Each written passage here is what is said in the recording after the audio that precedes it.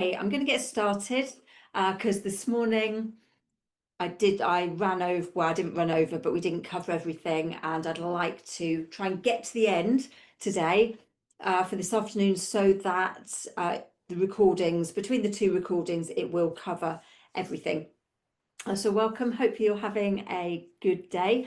It's great to see so many of you here, lots of names that I recognise, some people that are relatively new to CMA and Catalyst on here, and some people that have been around for a long time. So I hope that you all get something out of this session.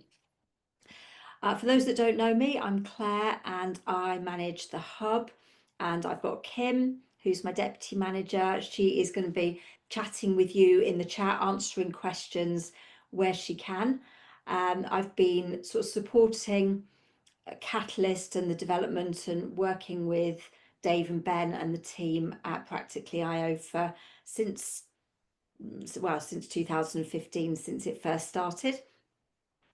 So I know a lot, but I don't know everything. And what I want from this seminar is for it to be collaborative. I want us to bring our suggestions, to bring our ways of using Catalyst into it so that you can learn from each other, because everybody has found different ways to do things that work really well, and you might just pick up a gem of information from somebody else.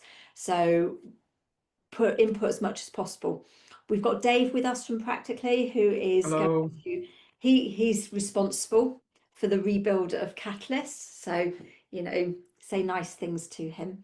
And he does an incredible job of keeping it going and development. And he is going to work through the chat and just bring up any questions and points and comments that are going to be useful for all of us, because I can't do the presentation and keep an eye on the chat at the same time. So Kim will answer a lot of your questions. You go, Dave will answer some, and he'll bring some into the mix, and hopefully everything will get answered. If your question doesn't get answered, at the end, we're getting the chat from both of the sessions, and I'm going to go through the questions and do a bit of a Q&A, which will go on the website alongside the recordings. So you will be able to access the answers to any questions that you've got. Parts of the reason we didn't quite get through everything in this morning's session is because we ended up talking quite a bit about development stuff. Do put your suggestions, do put your questions and all of that sort of thing. I will say up front that I'll start with the development thing, which is kind of the end of the presentation, but I'll just start with that now. We would love to put all the bells and whistles on Catalyst. We really, really would love to. But as you can imagine, the resourcing needed to do that is enormous. And at the moment, CMA is not in a position to do that. The guys at Practically have done an incredible job of doing little bits here and there, and adding things where they've been able to. And if you look at the change log, there have been quite a few sort of updates and changes. But at the moment, big things, apart from the MAPS funded credit report integration, which we talked about in a bulletin recently, which is ongoing at the moment.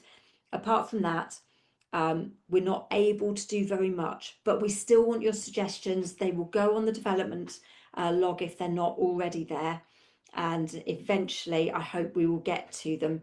So put them on. We may or may not discuss any or many of them, just so that I can get through some of the other material. But if there are definite kind of views that we've got on them, I'll put that into the kind of post seminar document. But yeah, chat away in the chat, and I hope that you get a lot from it. So I will share the presentation, but it's not gonna be up very much. It's not a very exciting one. It's more for my kind of reference, but I'm going to be mostly sharing my screen on Catalyst so that we can actually look at things as we go. Sorry if I'm looking up. It's my presentation's up there. Let's bring it down. Okay, so this is the aim. This is what planning to look at. just at some ways that we can use Catalyst faster, we can use it better, we can use it more accurately. That's going to be the main bulk of what we talk about. Then, as we can, I'll very briefly go through how to get help with Catalyst, the best ways of getting support and what to use Advice Line for. Look at the Catalyst user guide. I'm not going to restate the statement that Becky made this morning about AI.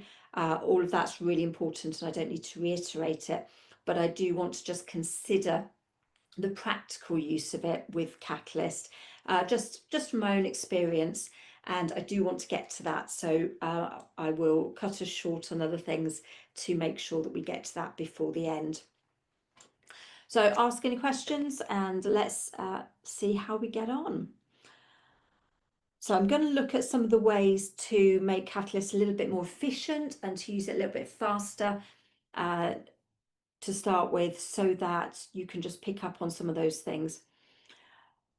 There is a recording that I think will be available. I'm not quite sure, but I think it will be available after, that I did before, that obviously hasn't got any questions and all that sort of thing. I go through everything a bit slower on that because I was able to, because I didn't have time limits on it. I will make sure that does get loaded as well. And if I go through anything that's too fast, go back and look at that one, because it's much slower and you'll be able to pick up what you need to from that. If anything doesn't make sense, pop it in the chat and hopefully Dave or Kim will have some idea what I'm talking about and be able to clarify, or they can ask me at the end of each section, where we'll just go through any questions.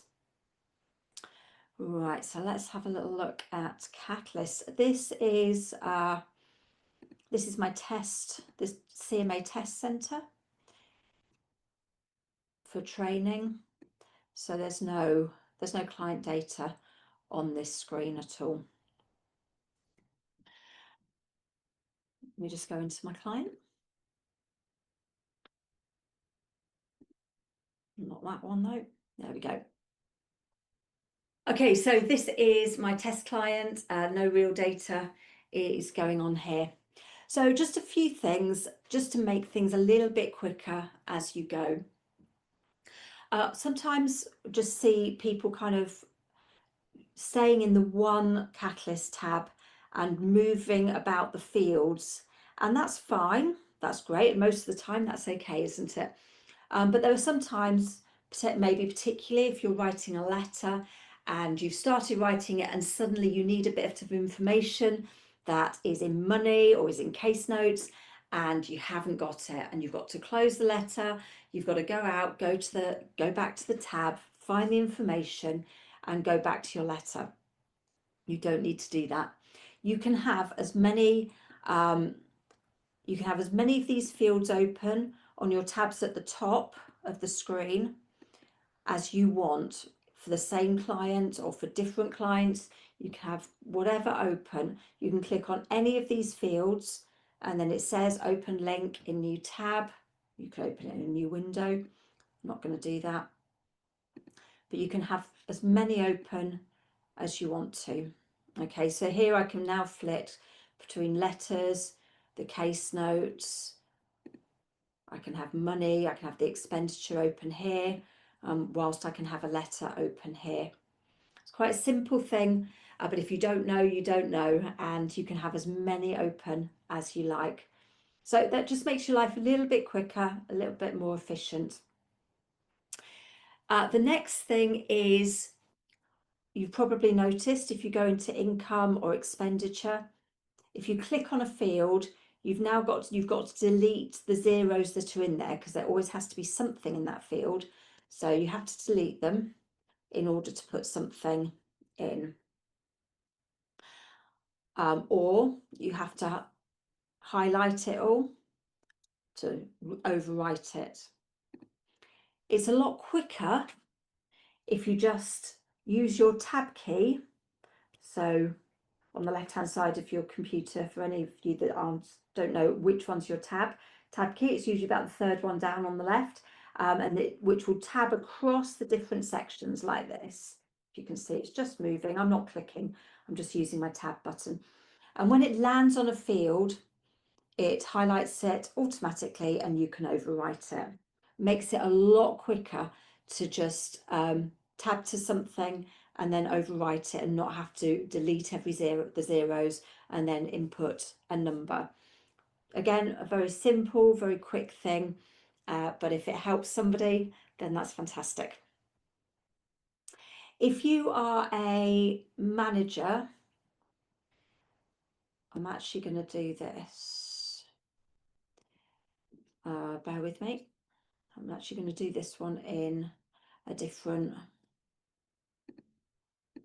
catalyst, in our center one in the hub, because there we go. It's a lot easier to look at here. If you're a manager, I'm sure you have come across the templates in letters, and you've probably edited them with the address and done some things with them. If you're not a manager, you may never have even seen this tab, and you don't have access to being able to create templates and things anyway. But I just want to highlight one or two things, because even if you're not a centre manager, you might have some really good ideas that you can go to your manager with and make some suggestions. So we provide you at CMA with a load of global templates, and they're great. They're there, they're ready for you to use. They're all yours. But you can customize those. And as you customize them, they will make a local template, which is just unique to you. And you can do that as much as you like. You can edit them to your heart's content, and you can also create new templates to your heart's content as well. So if you've got specific situations, you think, oh, I'm always writing a letter about this, or quite regularly I have to do this, you don't need to come to us and say we need this letter. You just need to write your own letter. If you're concerned about whether it's going to be compliant or not, that's really important. Just check it with Advice Line or your OSM, and they'll be able to just confirm for you that it is or it isn't. So you can do templates for all sorts of different things. You'll see here we've got a different first contact letter to send to water companies, because the information you want is a bit different. Same true for council tax, rent arrears. So you can do different first contact letters if you want to. We do quite a bit of prison work. So our prison authorisation, for example, we always need the previous address, because if we don't have the previous address, then they don't know that they can't find the account, because they don't have it registered under the prison address. So for some reason this is deleted, and I have got absolutely no idea why, because I changed this, but this is a great opportunity. I can do this live. So we've got these merge fields where we've got everything that we can use. No, I do know why actually, and I can't change it because we actually print these off and send it. So I will get really told off by my administrator if I do this. So in fact, I will just press cancel. But what you can do is you've got these merge fields, and pretty much every field in Catalyst is a merge field. So it pulls the data from somewhere in Catalyst and it puts it into your letter. So for this one, I can just click the client's previous address, and now I'll just press cancel. So now when I generate that from Catalyst, it will show the client's previous address in that field. Okay, so that's really helpful. The other one that's really helpful, I don't know about you, but more and more creditors are asking for client's date of birth on the authorization. So we've now changed ours to include the date of birth. So that will now pull through all that information. I'm going to do all these because we actually can do this.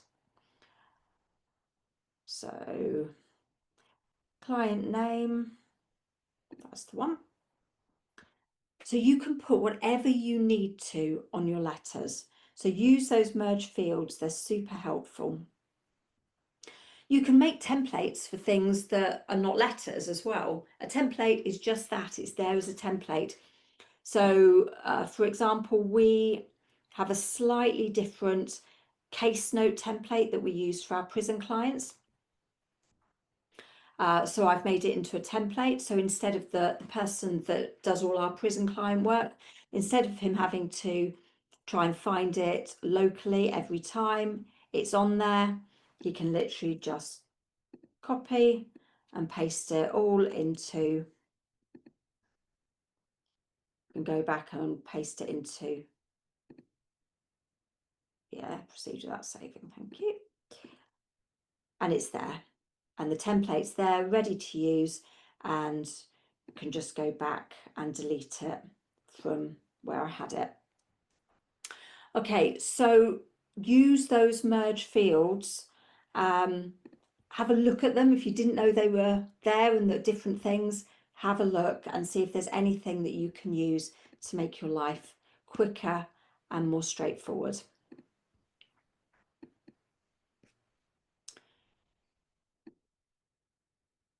Okay, talking about case note templates, this is something that is sort of Catalyst, sort of not Catalyst, but it's always worth us mentioning, especially about doing things more efficiently, faster, more accurately. This case note template is just a bit of a, for me, when I started using it, it turned my writing up my appointments with my client, it took it down from about 40 to 45 minutes down to about 20 minutes, 25 minutes, because the information, the headings were already there. If you don't use this, if your Connect Centre, you use this, and some other centres, you might have your own version. There's one on in Centre Resources that you can access, and it just gives all the headings. And if you use this, you know that if you filled everything in, your case is going to be compliant up to that point. And it helps someone doing a file review. It helps if somebody is taking on your case, just to be able to scan it and see the information's there. And I don't know about you, but if I didn't have this, I would forget to write up things like foreseeable changes, referrals, urgent issues, things that were required to note, but I would forget them because they're not necessarily really intuitive to write them up. So they give you those prompts, and it's really, really helpful. And I really encourage you to use that. It makes life a lot easier. And it also reminds you to record the actions, which is helpful. I use this a lot when I can't remember. I need to know who a client banks with and whether there's an overdraft. Instead of having to look and find it, it means I can just quickly just have a look at my note on here. And finally, just in this section, so we'll just come to any questions from this kind of section in a moment, but just finally here, just a brief mention for folders. We love folders, we love tidiness and organisation. Some of my clients that are pre the rebuild of Catalyst with loads of letters in, that I've still got going on, some of my long-term clients, I click on creditors and I've just got this long list of letters. I don't know where it is and what I'm looking for and how to find it, and it takes ages. So just getting into the habit of creating folders straight away, even if you've only got one letter. You might only have one letter today, but you might have 10 by the end of the case. Just having folders in creditors, very simple. You create, say you've got 10 Lowell debts, not uncommon. Personally, I just do them like that. You could put the account number in as well. But if you've got two of the same, that just tells me it's Lowell for EE, that one's Lowell for Shop Direct, that sort of thing. Just make it clear and easy. Do the same for income and expenditure evidence. So here's some examples. I can easily go and look at bank statements, look at pay slips, look at universal credit statement, etc.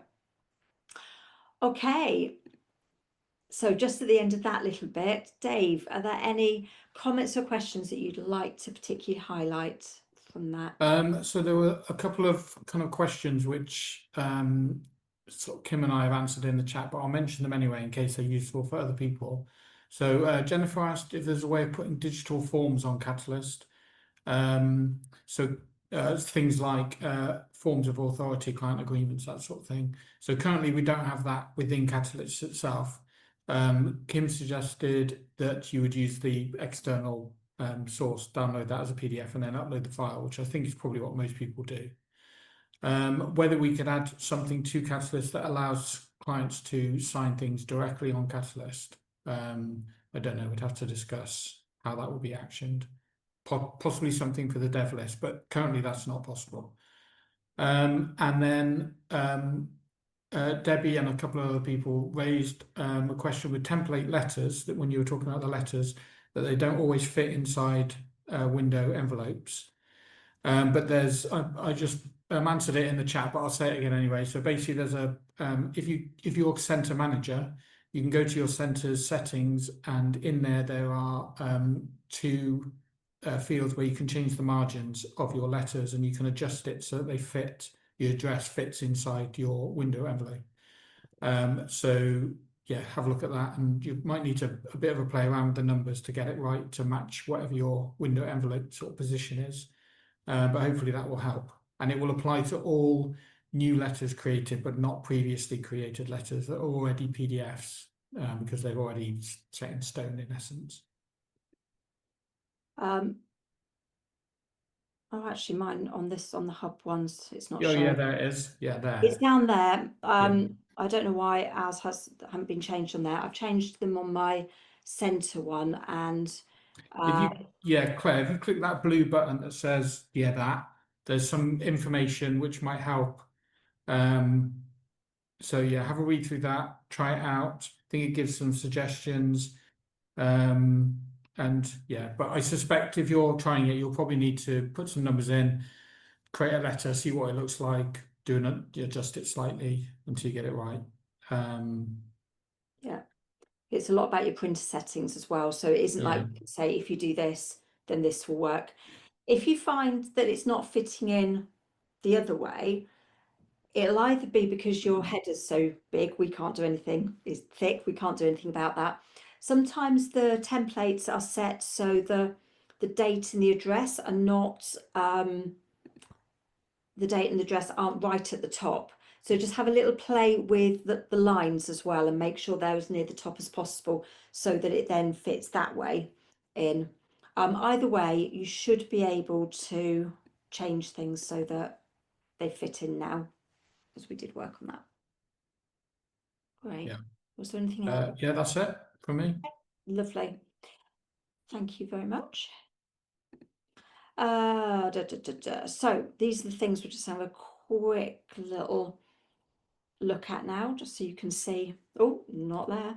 Just see where we're going with this. So just going to have a quick look at pin notes, transferring debts, the advanced search, debt collector field, and the exports are the main things we're going to look at here.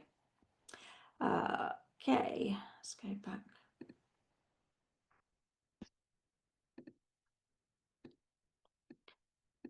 Right, so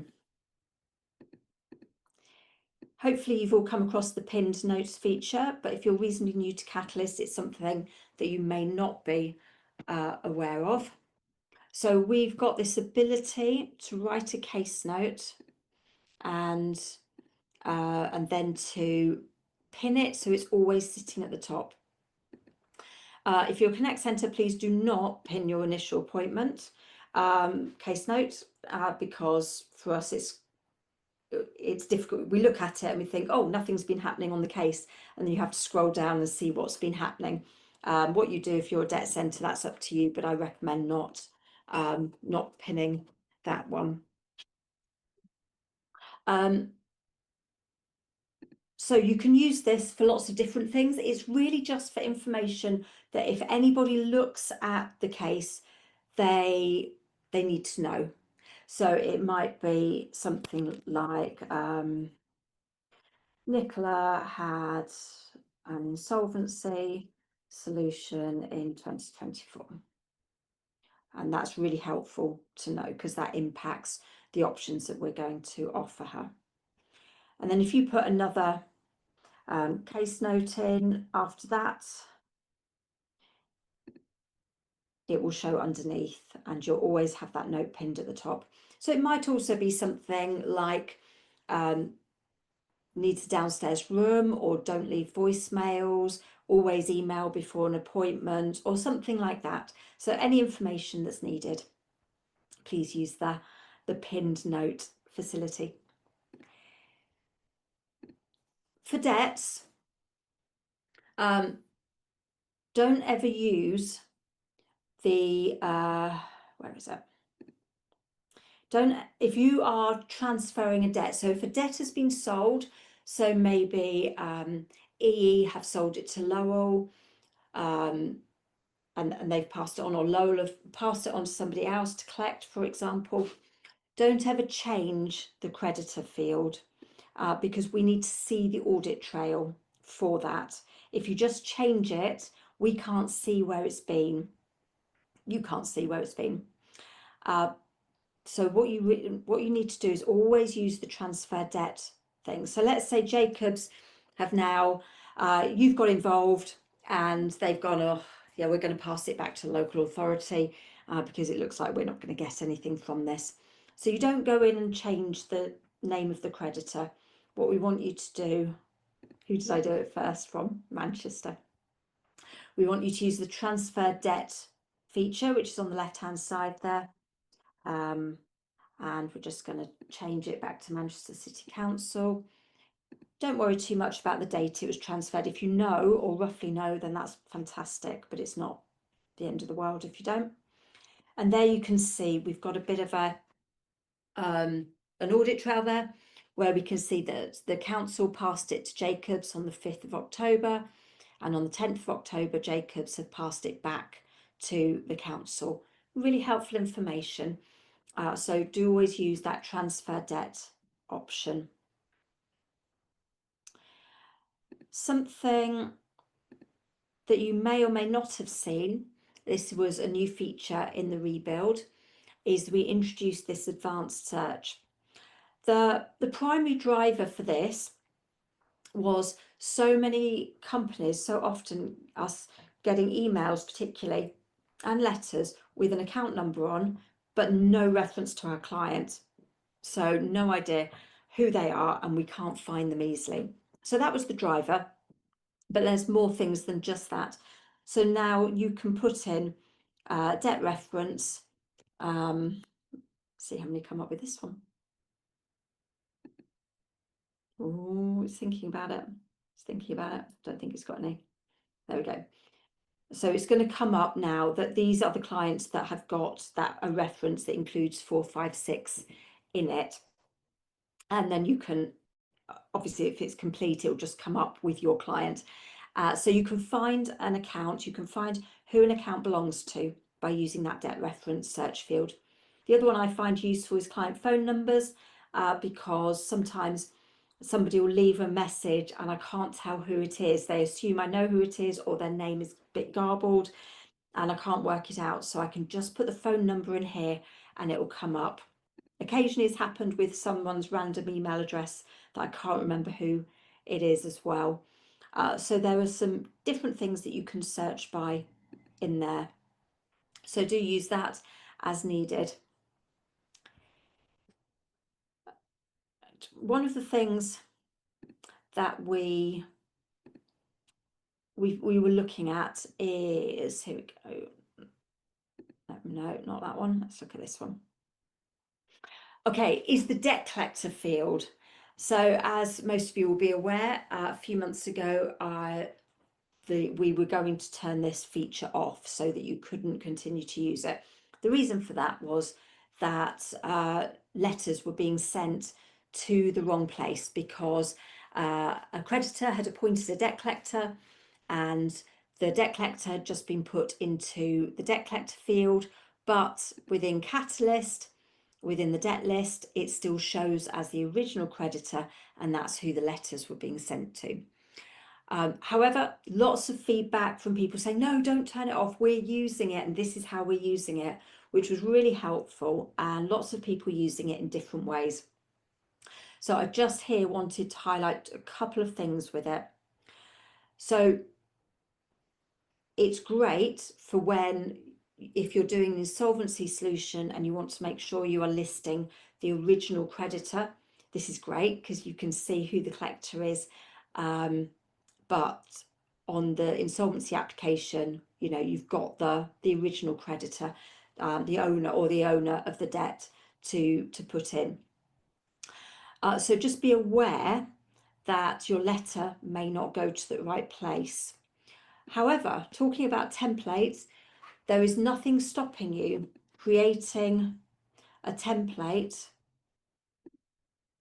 So maybe a separate first contact template that has the debt collector, name the debt collector, and the debt collector address, merge fields. And as long as you always use the right letter, so you put it in your description well,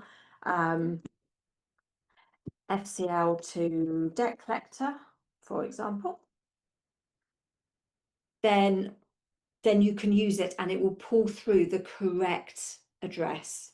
You do need to be on the ball. You do need to know which ones have got a debt collector field in. I don't use that because I think I would make too many mistakes. But if it's something that is helpful for you, then that's the way to use it. You may have other ways of using that debt collector field, and if you do, feel free to put them into the chat, as I'm sure people will find it really helpful to have other ideas of how they can use that field. We would love for that to have more nuanced functionality, and it's on the development list, and at some point, resource willing, we will be able to develop that function so that it does more than it's able to do at the moment. The other thing I wanted to highlight were the exports and the things that you can do with the exports. You may or may not be aware of all of those. One of them,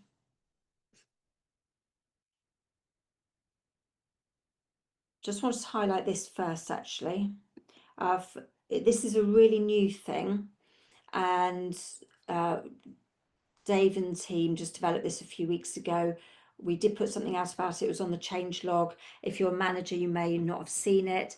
A caseworker statistics function in the kind of on the cog, it's right at the bottom, where you can see who's doing the work. Well, not who's doing the work, but what are people's caseloads like? So you can see how people are doing. It's a really easy and quick way of tracking whether anybody's really overloaded with cases and what might be happening for them. So we can see them here. Steve's got a couple going on. Becky's got a couple going on. Duncan's got 6 going on. So a really useful little tool for managers to be able to see what's happening at the moment. If you start using this, and there are ways that we can make this more useful for you, these were the initial things that we knew that people needed and were requesting. But if there are other things to do with this that we can integrate, let us know. It won't happen straight away, but it can go on the list so that we can look at developing that further. At the moment, we wanted to just start it with what we know is useful, and then just get feedback from people. It's generally how we do a lot of things with Catalyst, is we start with something fairly basic that we know is going to be helpful, and then as time goes on, we gather feedback and then we develop it and make it more nuanced as we go.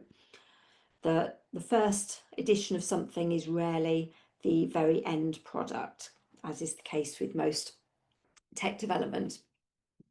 So you've got a few things that you can export. You can export a full case list. So your entire case list is put into a CSV document, and then you can isolate the time frame that you want to, just highlight the time frame you want to look at, and you can sort and do all the things that you can do with a spreadsheet to find the information that you need. Really useful funding. We've got a funder that wants to know the breakdown of how many of the postcodes and how many clients we've seen in the last 3 months from each postcode.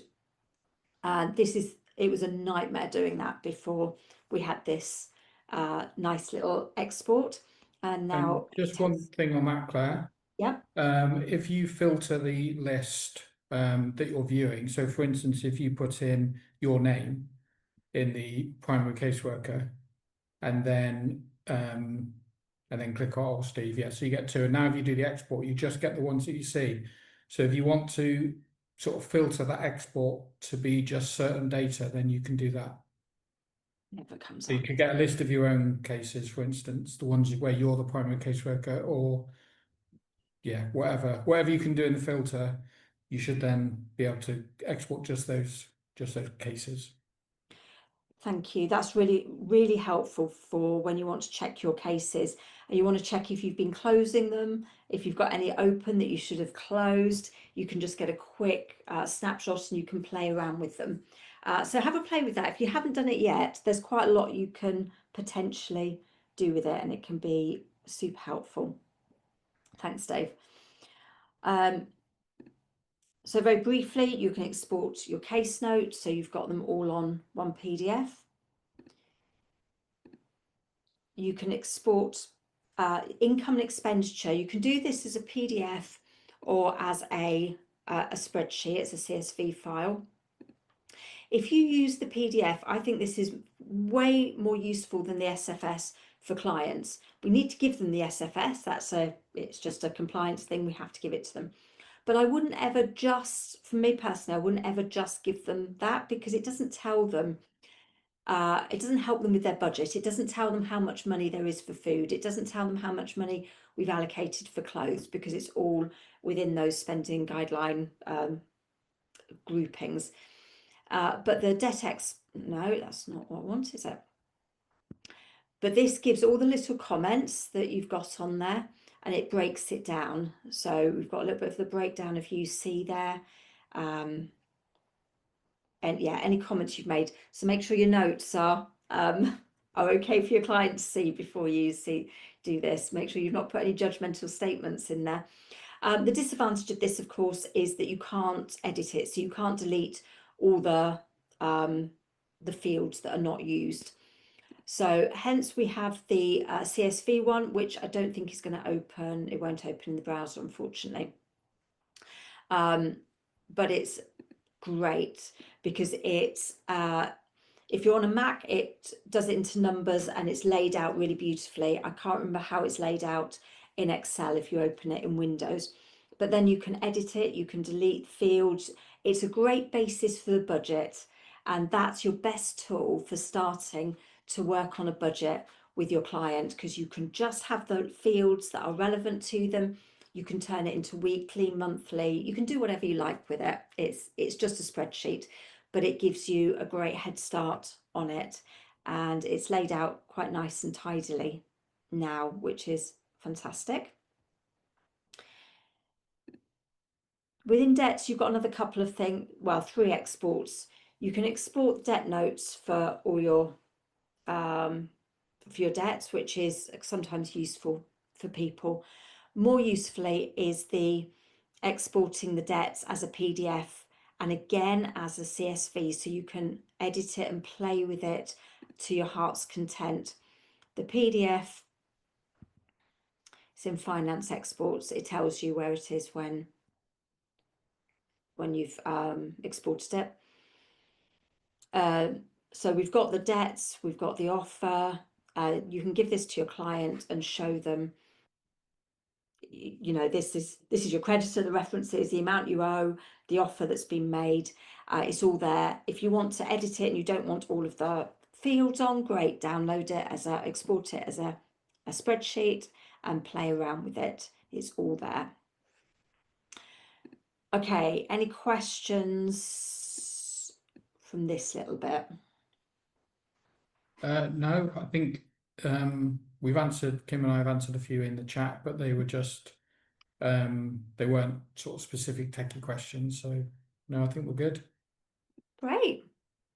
Anybody got anything on any of those they want to ask very quickly before I move on? Fab. Okay.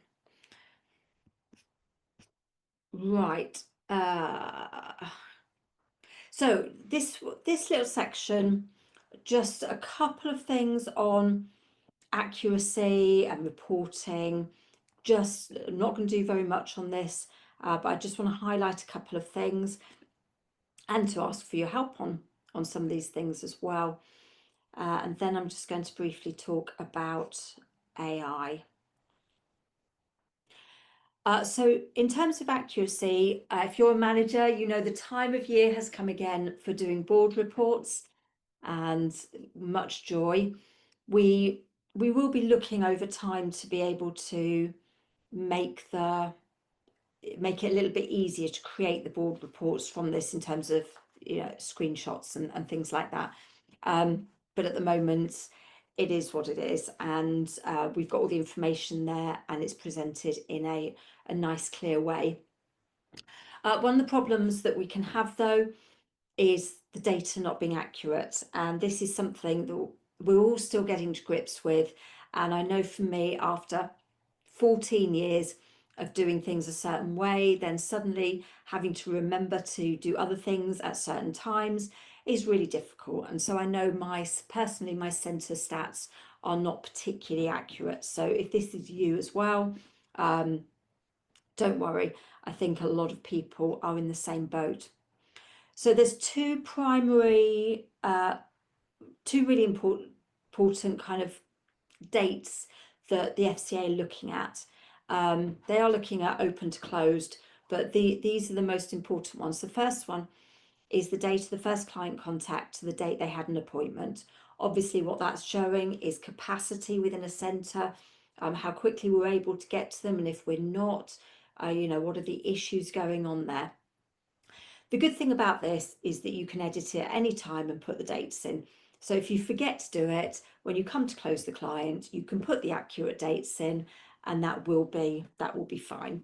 But if you can remember to do it, I have administrators both in the hub and in my centre who do all this for me, which is an absolute blessing, because otherwise, if it's left up to me, I close the case and nothing's filled in.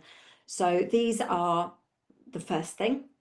The second piece of information they're looking at is the date of that first appointment to the date that your client chose a debt solution. So how quick was it from you seeing them to getting to a place of doing that debt options letter and helping them choose how they're going to move forward? Because the longer it goes on, and if that takes a long time, then there could be detriment to the client involved in that. That's all the sort of thing they're looking at. So the problem is there is no prompt for that. So you've got to remember to do it when your client chooses the debt option. And I often see cases that are kind of getting towards closure and there's nothing there. And the problem with that is that it registers it on the day that you select it. You can't retrospectively put that in. You can't change that and say, oh, I did that 3 weeks ago or 2 months ago. It will register as the date that you've put it in. So I think for a lot of us in our board reports, we've probably got long periods between the date of the first appointment and the chosen debt option, which are probably not accurate. We're all probably doing it a lot quicker. So I think over time, when we're able to, we'll look and see if there's any way of putting any prompt in for that somewhere else to make it a little bit easier, maybe on the compliance checklist. But put it on your radar. When my client's chosen debt option, pop it in there. It will mean the stats in your centre are way more accurate. The other field, when you come to close the case, that I know I find difficult, and I'm sure many of you do, is the increase in income per calendar month field. we needed to put this in, and this was really at the time the only way that we could do it, that made sense and wasn't going to create a lot more work, and obviously more development work costs a lot more money. So this is what we have for the moment, and we just have to do what we can with it. We don't get a lot input into this field, so as an organisation nationally, we're not really able to report on this. So we would love to have more accurate information and data in here, but we completely understand the issues. If you do a discretionary housing payment application for somebody and they get £40 a week for 3 months, how do you report that in a monthly figure? If they get a £2,000 PIP back payment, how do you report that as a monthly figure? It's not an easy thing to do. Just know that it's on our radar, and if you have ways of calculating financial gains for your clients, do send them over, and we'll just put them sort of into the mix. They'll probably just be put to one side for now, but when we do come to look at this, we would love to have the ideas and the ways that people are doing it so that we can do it in the most effective way possible. Just finally in this section, oh great, I've been logged out.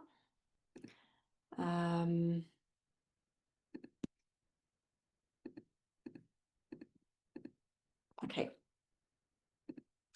So one of the questions, one of the things that Isla and Duncan asked me to highlight, particularly for centre managers, they get a lot of support requests about how to remove users. We had a problem where there was a feature in manage my users, which is kind of where you think you're going to go and where you could delete them, and deleting was a really bad idea because they got deleted from being attached to clients and all sorts of problems.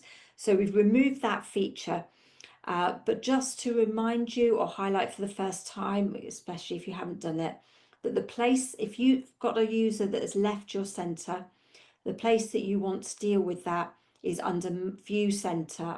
So let me just do that again. Manage my centers. And then you've got under there, you've got a list of your advisors or your caseworkers, and you can view them or you can remove them there. If you remove them, then it's a lot easier. We can put them back if necessary. So they can't be deleted, only admins, people with admin, which is your OSMs really, and the advice line can use that delete function. Okay, has anything else come up in the chat before we have a quick chat about it? I'm just replying to somebody, so I might as well discuss that. So someone asked if the logout time can be extended.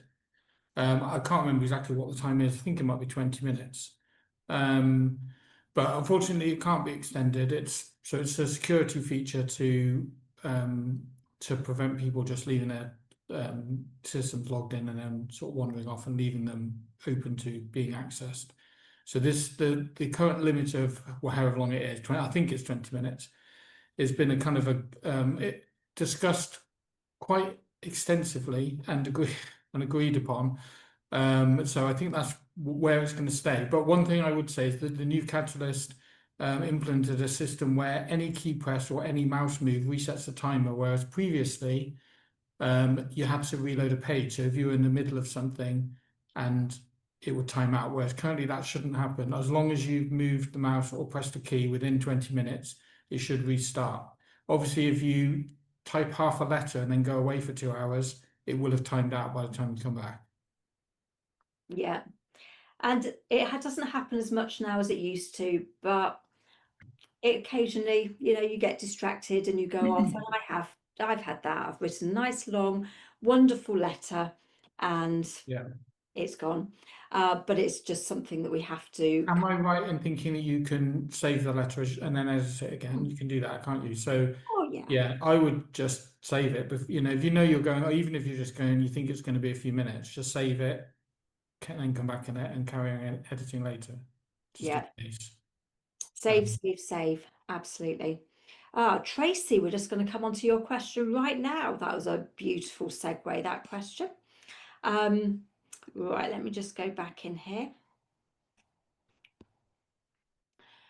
Okay, so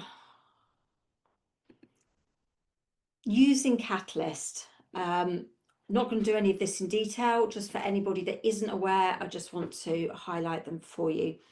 So we've got a Catalyst user guide here, and if you're Connect Center, it's almost the same, but it's just a few little differences going on there. So you will see if it ever comes up, it might come up.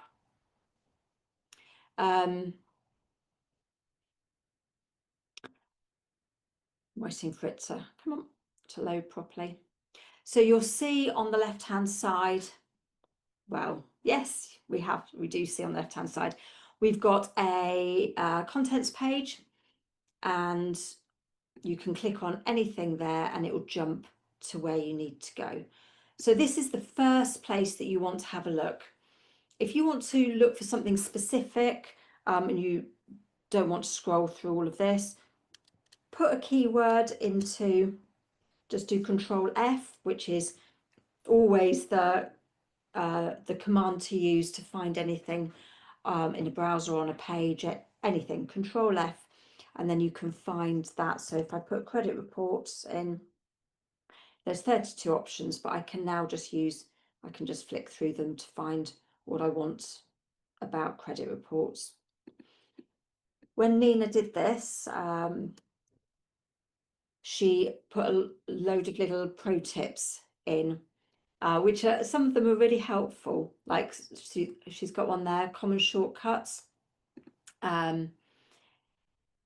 Yeah, Control F there. She's just done a number of them, so you could have a little scroll through those pro tips and see if there's anything that you didn't know. It's a really quick thing to do, and you never know, you might get a little gem from that. So that's the Catalyst user guide. Do try and maybe get to grips with it. If you've got a question about Catalyst, rather than doing a Catalyst support request straight away, have a little look there, because we have tried to incorporate everything that you might need to do within that. I do know though sometimes it can be a bit overwhelming, and it's a lot quicker just to ask somebody, and that's fine. But if you can use it, please do. This isn't going to come up because YouTube's going to want me to do all sorts of things, but we've got the training videos which have got all sorts of things on them. Even if they're going to come up. Even if you are used to using Catalyst, but you haven't done something for a while, like letter templates or something like that, then you can have a look. So obviously a lot of this is targeted at new users. But if you're a centre manager, it might be some useful things, templates. There's a couple for Connect Centres just showing you the differences. Something Ira Duncan also asked me to highlight was when to use and not use advice line for things to do with Catalyst. So just a few things. If you've got a technical issue, please always ring them, because they can sort it out with you on the phone there and then. They can go through it with you. So rather than email them, if you've got something's not working, do ring them. If Catalyst isn't behaving properly, it's unlikely, you can always check in with us whether we've got any other queries, but it's unlikely to be Catalyst. It's far more likely to be your browser and to be a local issue. So do exhaust all local issues first. If you've got a more involved casework issue, then email advice line. So if it's something that Isla and Duncan need to maybe research and have a think about, it's much better to email them. If you're Connect Center, if you've got a question about Catalyst, then do send a Catalyst support request. Don't email the hub. Always send a Catalyst support request. If you've got a question about an open case with us, please don't email advice line or send a Catalyst support request. Please contact your hub advisor, because it will just be passed back to us anyway. So you're just delaying the time that you're going to get a response. And also, I can show you hopefully on here this time. Please do not send a Catalyst support request for adding a new creditor. The team there do not do them and can't do them. Mel in the hub team does all the Catalyst new creditor requests, and you need to go onto the creditor page and click on please click to request a change. That's how to get a new creditor onto Catalyst. So, and then you'll have a form to fill in, and then Mel will do it super quick because she's amazing. I would say 24 hours, it won't be 24 hours, but just in case she's not available, you will have it done in 24 hours. Okay, final. No, I'm going to go straight on. We haven't got many minutes now. So briefly with AI,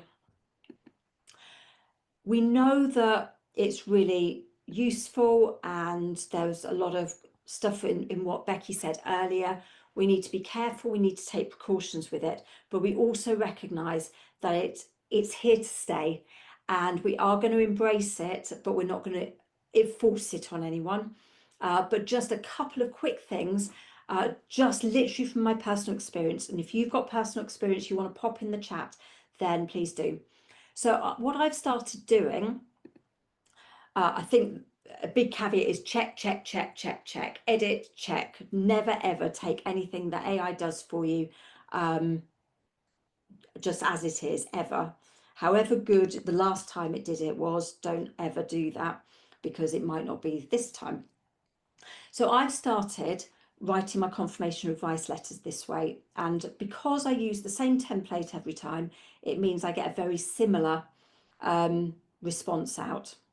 So I use ChatGPT, and you can, I don't want to annotate it, I want to go to my account, which was there earlier. Oh, there we go. So one of the things you need to do in settings is to make sure that you have turned off improving the model for everyone. Make sure that your data is not being used for training the model. So just switch off everything that you can do to keep it as private as you can, and obviously make sure that there's no identifying information. GDPR wise, you mustn't have more than one. So as long as first name is fine, but as soon as you put in anything else, an address or a surname, a date of birth, anything like that, then you start breaching GDPR, one piece of information. So I just say, I'm very polite, I often say please, but write me confirmation of advice letter using this text. So I do that, and it nicely asks me, I just copy and paste the thingy in, the template notes, and it will now write me a letter, thinking longer for a better answer. You're usually better than this, ChatGPT, come on. You can ask for it to a friendly one, a professional one, whatever tone you want. So it does it with these headings, and so you can go through and you can just edit it and make it accurate. What this has done, it doesn't mean I don't have to write it. What it means is it's taken me from spending quite a while writing some confirmation advice letters down to it taking 5 to 10 minutes to edit one. So if it's something you want to try, then give it a go, but check, check, check, and do not lose the human element of it. So this looks a bit different actually to the one that I've done before. Things like, I always have in my actions, send a confirmation advice letter. ChatGPT insists that it's a change of address letter, understandably. So that's an example of something to change. It doesn't, yeah. It comes up with different ones each time usually, but that's okay for me. If you log in and you have your own account, you can make it kind of do the same structure each time. So that's a way of using it. We're going to need to stop because we need to be back in the other meeting, unfortunately. If you've got any queries or you want to talk about the AI stuff more, then get in touch and we can do that. Hope you found something in this session helpful to take away. what I'm going to do is just let you leave this meeting to be able to go back into the lobby so that Kim can make sure that the chat is downloaded so that I can get the questions, and I'll do a Q&A which will be uploaded alongside the recording. So enjoy the last session.